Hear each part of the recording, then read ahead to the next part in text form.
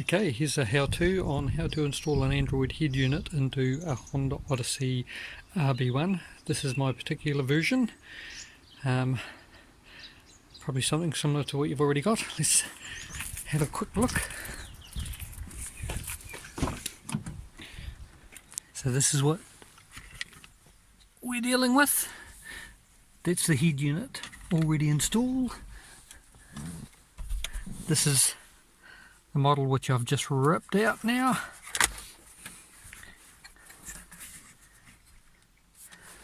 Right, so what you need to do first up is remove all this.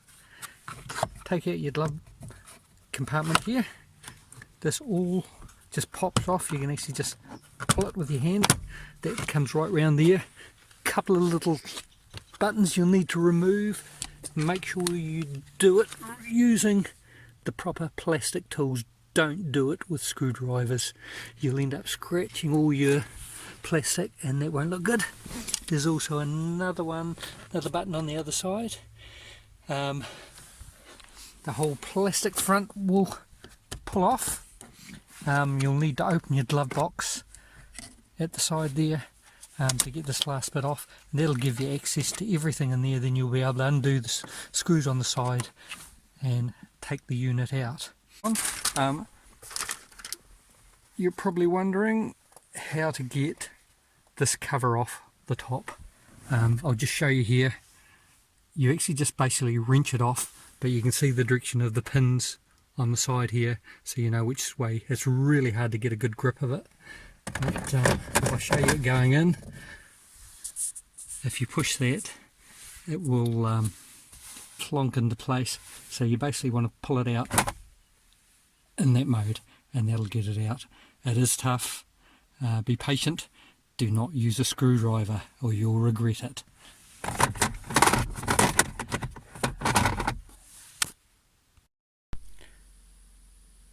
So this is the Honda Odyssey RB1 wiring. He's a bit of a nightmare to install a new Android head unit, but we've finally got there. The biggest issue was actually on the old Japanese nav unit, was actually finding what the pinouts are on every one of these plugs, which turned out to be quite a nightmare. But we have managed to do that, so we can actually dump that. And one of the big issues that made things difficult was the RB1s have a amplifier, which is in this case under the passenger seat. I believe in some vehicles from different countries it might actually be under the driver's seat. So what some people do is they remove the amplifier altogether. This plug here is actually the plug which connects to all the speakers. So that's the one you'll want to wire from your Android head unit straight to there if you're going to miss the amp out. To be honest, I actually really like the Honda Odyssey sound system. It actually goes really well, so I've chosen to actually leave the amplifier in place. I'm going to install that back in. The trick was actually find out this plug here, find out where it terminated and all the different speaker connection that turned out to be this blue 14-pin plug right here. So this is the baby. I'm filming it now because I'm about to cut the end off that and terminate it with another plug. Instead of going with the speaker output directly from the head unit, I'm actually going to use the RCA outs and bring them here so they'll go into the amplifier. I've actually, as you can tell by the little alligator clips and wires here, I have actually already tried it out and it sounds pretty good, so I'm pretty pleased with that. So that's going to go pretty well.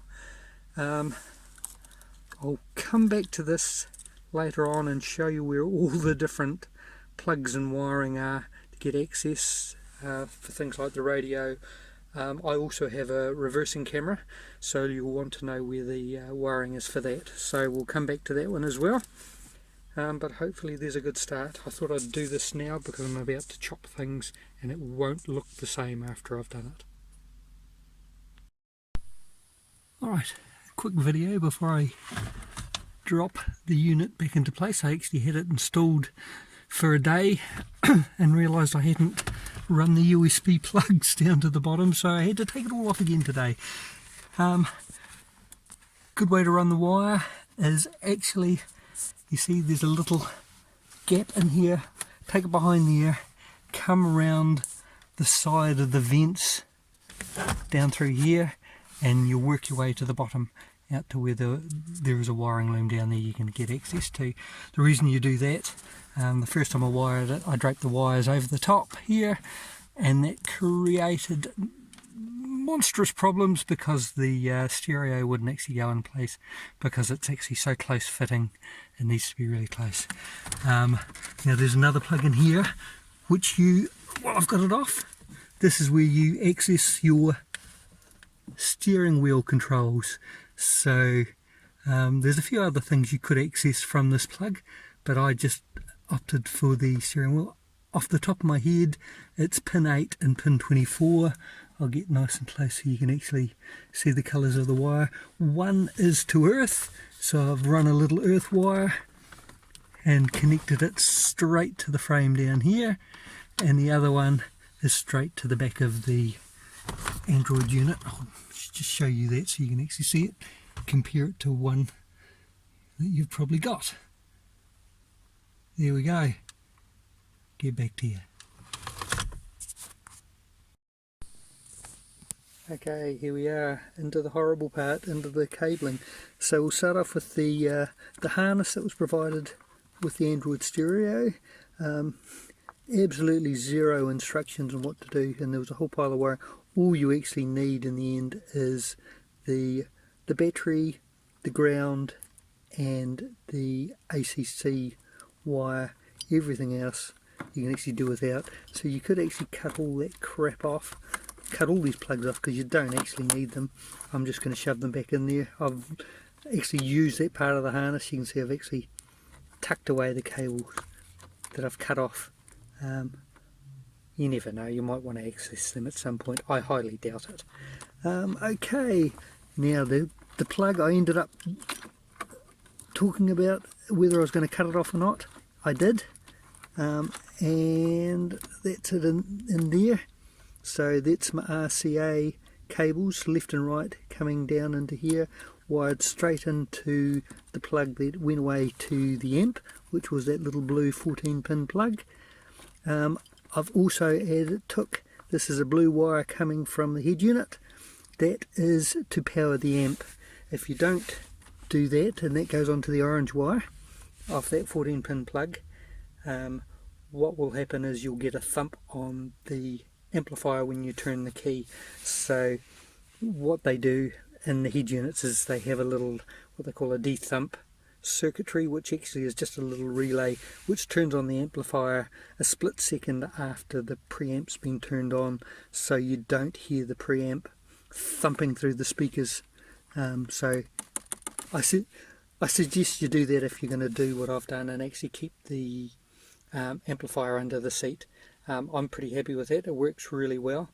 The only thing you'll find with doing what I've done is, because I've actually paralleled up the rear left speaker and front left speaker, and also paralleled up the right and rear right speaker, so you're basically running just a left and a right. So if you want to have any controls about having more volume in the back or the front, or using a fader, it won't actually work in the way I've actually done it. There is actually no fader control on this head unit anyway, so I wouldn't worry about that, and you don't really need it. To be honest, I've never actually used a fader in all the stereos I've installed in my life. Other people may be keen, but you don't need it. I've ended up with a pile of extra ACC cables, accessory cables, which I don't actually need now because there was so much crap on the original head unit.